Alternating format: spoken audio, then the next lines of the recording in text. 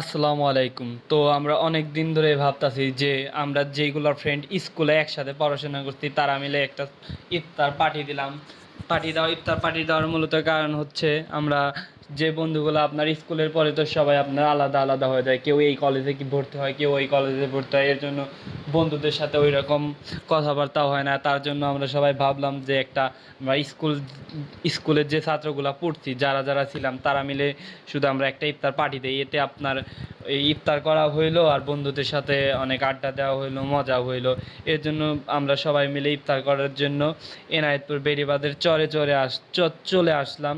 সেইখানে ভিউটা অনেক সুন্দর ছিল আর এইখানে জায়গাটা একদম অনেক সুন্দর। এখানে সবাই ইফতার করে আসে জায়গায় জায়গায় দেখেন।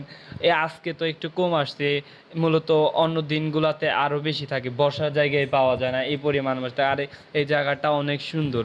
আর এইখানে আপনার নিরিবিলি পরিবেশে ইফতার করে আসলে একটা অনেক মজাই অন্যরকম, একটা তৃপ্তি থাকে অন্যরকম। এরপরে আমাদের মনে করেন ছোটো খাটো করে আমরা ইফতারের আয়োজন করছিলাম। করার পরে আপনার সবার সাথে আড্ডা দেওয়া হলো, মজা করা হলো। এইভাবে আজকের দিনটা আমাদের চলে গেল। তো সবাই কেমন লাগলো ভিডিওটা